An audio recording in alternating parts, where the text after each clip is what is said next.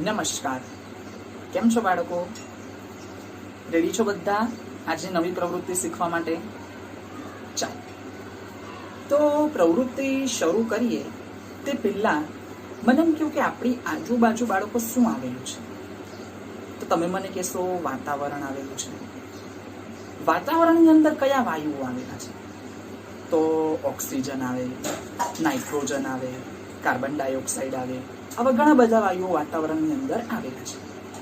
તો આજે આપણે પ્રવૃત્તિની અંદર જે વાયુ અંગેની ચર્ચા અને જે અંગેની આપણે પ્રવૃત્તિ શીખવાના છે એ માટે કાર્બન ડાયોક્સાઇડ વાયુ રિલેટેડ આજની આપણી પ્રવૃત્તિ છે. તો બાળકો આપણે શરૂ કરીએ. પ્રવૃત્તિ કરવા માટે સૌપ્રથમ મેં એક મીણબત્તી લીધી છે ને આ મારી પાસે માચીસ છે, મેચબોક્સ. એની મદદથી હું મીણબત્તીને સળગાવું છું.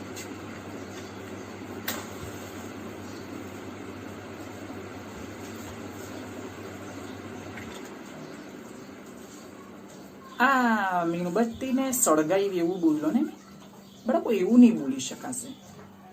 જનરલ લેંગ્વેજમાં જો બોલવું હોય ને કે હું મીણબત્તીને સળગાવી તો ખરું કહેવાય, પણ વિજ્ઞાનની ભાષામાં શું બોલાશે ખબર? મીણબત્તીનું દહન કરું છું. શું કહેવાશે? મીણબત્તીનું દહન કરું છું. હવે આ પ્રવૃત્તિની અંદર બીજું આપણે વાપરવાના છે ઈનો. શું વાપરવાના છે આપણે? ઈનો. હવે ઈનો એટલે શું છે? સોડિયમ હાઇડ્રોજન કાર્બોનેટ, ખાવાનો સોડા, ઇન શોર્ટલી ખાવાનો સોડા. હવે સોડિયમ હાઇડ્રોજન કાર્બોનેટ, જો ને પાછું એક વખત 3 પાર્ટમાં બોલું છું. Sodium hydrogen carbonate. કાર્બોનેટ આવ્યું ને એટલે આ ઈનોમાંથી આપણે કાર્બન ડાયોક્સાઇડ વાયુ ઉત્પન્ન કરવાના છે ને આ ઉત્પન્ન થયેલા કાર્બન ડાયોક્સાઇડ વાયુની મીણબત્તીના દહન ઉપર શું અસર થાય તેના અંગે આપણે આજે જોવાના છે.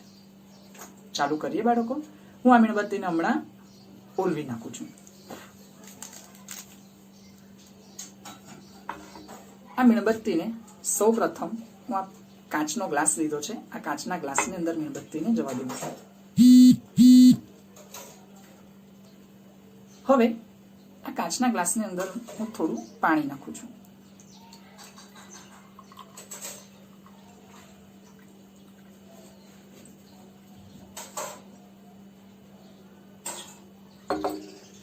પાણી નાખી દીધું. હવે હું મેચ બોક્સની મદદથી મીણબત્તીનું સળગાવું નહીં, શું બોલાશે વિજ્ઞાનની ભાષામાં? દહન કરાવું છું.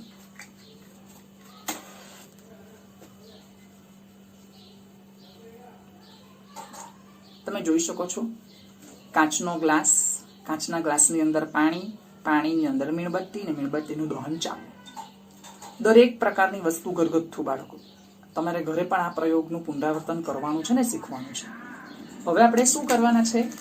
આ ઈનોનું પેકેટ છે. આ ઈનોના પેકેટને આપણે શું કરવાના છે? આની અંદર પાણીની અંદર નાખવાના છે. હવે આ ઈનો એટલે મેં હમણાં જ તમને કીધું વિજ્ઞાનની ભાષામાં શું કહેવાશે? Sodium hydrogen carbonate. જોઈએ હા કે આ ઈનોને આપણે અંદર નાખીએ. મારી પાસે એક ફોડેલું પેકેટ રેડી જ છે, તો આપણે એને નાખીને અંદર ટ્રાય કરીએ. હું જરા જ નાખું છું, તમે જોશો કે અંદર શું પ્રક્રિયા થશે. તમે અહીંયા જોશો તો તમને નાના નાના પરપોટા જોવા મળશે.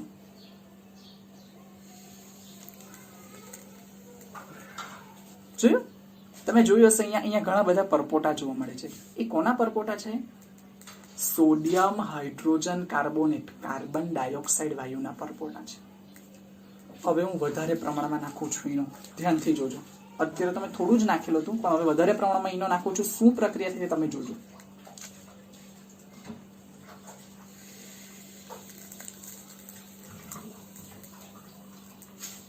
આ શું થયું?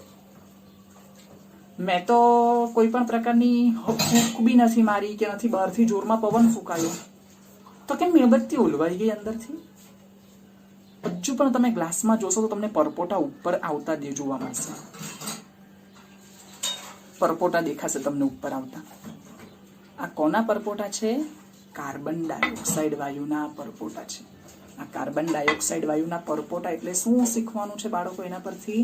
કે જો કોઈ પણ વસ્તુનું દહન થતું હોય તો એ દહન દરમિયાન જો આજુબાજુ કાર્બન ડાયોક્સાઇડ વાયુનો છંટકાવ કરવામાં આવે તો એ દહન શું થઈ જાય?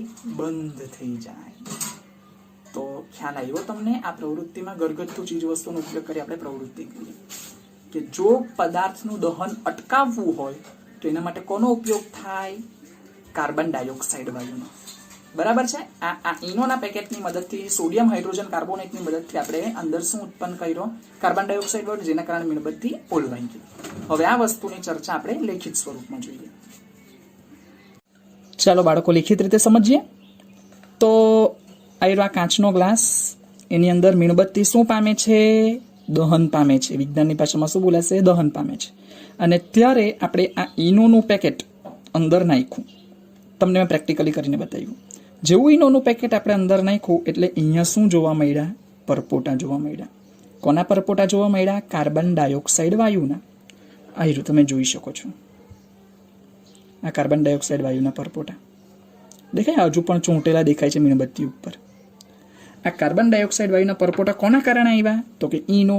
ઇનો એટલે શું? મેં અહીંયા લખેલું છે સોડિયમ હાઇડ્રોજન કાર્બોનેટ. એમાં આ કાર્બોનેટ એટલે એમાંથી શું ઉત્પન્ન થવાનો? કાર્બન ડાયોક્સાઇડ વાયુ આવ્યા પરપોટા સ્વરૂપે, જેના કારણે મીણબત્તીનું દહન શું થાય છે?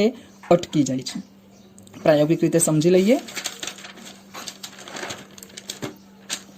તો શું આવશે આપણો હેતુ? દહનને અટકાવવા માટે, મીણબત્તીનું દહન થતું હતું એને અટકાવવા કયો વાયુ નીકળ્યો તો એનું દહન અટકી ગયું? કાર્બન ડાયોક્સાઇડ વાયુ. કઈ સાધન સામગ્રી વાપરી? ગ્લાસ, પાણી, ઈનો, મીણબત્તી, દિવાસળી. શું કર્યું? સૌ પ્રથમ એક ગ્લાસ લીધો, તેની અંદર મીણબત્તી મૂકી ત્યાર પછી આપણે તેમાં શું નાખ્યું? થોડું પાણી નાખ્યું અને ત્યારબાદ એમાં થોડા પ્રમાણમાં શું ઉમેર્યું? આપણે ઈનો ઉમેર્યો. જેવું ઈનો ઉમેર્યો તેવું આપણે શું કરવાનું છે? અવલોકન. તો અવલોકનમાં આપણે જોઈ શકીએ છીએ આપણને બે વસ્તુ અવલોકનમાં જોવા મળી. પહેલી કઈ જોવા મળી? કે પાણીમાં આપણે જેવું ઈનો નાખ્યું તેવા કાર્બન ડાયોક્સાઇડ વાયુના આપણને શું જોવા મળ્યા? પરપોટા જોવા મળ્યા. મેં તમને હમણાં પણ બતાવ્યા આ સ્વરૂપે મીણબત્તી ઉપર ચોંટેલા છે. અને બીજું, જેવો કાર્બન ડાયોક્સાઇડ વાયુના પરપોટા ઉત્પન્ન થયા તેવું ગ્લાસમાં રહેલી મીણબત્તી કેવી થઈ ગઈ? ઓલવાઈ ગઈ. બરાબર? તો નિર્ણય શું આવ્યો એના ઉપરથી? કે કાર્બન ડાયોક્સાઇડ વાયુના જો પરપોટા નીકળ્યા ને એના લીધે દહન પામતી મીણબત્તી કેવી થઈ ગઈ? ઓલવાઈ ગઈ. અને એના પરથી આપણે એવું કહી શકીએ કે કોઈ પણ વસ્તુના દહનને અટકાવવા માટે કાર્બન ડાયોક્સાઇડ વાયુ જરૂરી છે. એક વસ્તુ તમને જણાવું, આવું કંઈક રચના તમે જોઈ હશે હોસ્પિટલમાં કે સિનેમા ઘરોમાં. આ શું છે? તો તમે મને કહેશો અગ્નિશામકનો બાટલો છે. આની અંદર કયો વાયુ હાજર હોય? કાર્બન ડાયોક્સાઇડ વાયુ હાજર હોય. આ કાર્બન ડાયોક્સાઇડ વાયુ કોઈ પણ જગ્યા ઉપર દહન થતું હોય અને એને અહીંયા એની ચાવી છે, અહીંયા આપણે ખોલીએ એટલે આ બાટલામાંથી કાર્બન ડાયોક્સાઇડ વાયુ બહાર નીકળે. આ બહાર નીકળતો કાર્બન ડાયોક્સાઇડ વાયુ દહનની આજુબાજુ ફેલાઈ જાય છે અને દહનને શું કરી નાખે છે?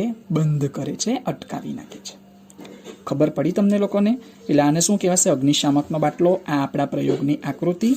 ને હા બાળકો, આ આપણે પ્રવૃત્તિ ઘરે થાય એવી છે. એટલે આપણે આ પ્રવૃત્તિ, આ પ્રયોગની લેખિત રજૂઆત ઘરે લખવાની છે. એટલે આપણે અહીંયા મેં શું લખી દીધું? CW. આ તમારું ક્લાસ વર્ક કહેવાશે, હોમવર્ક નહીં. શું કહેવાશે? ક્લાસ વર્ક કહેવાશે. અને હા બાળકો, stay home and stay safe.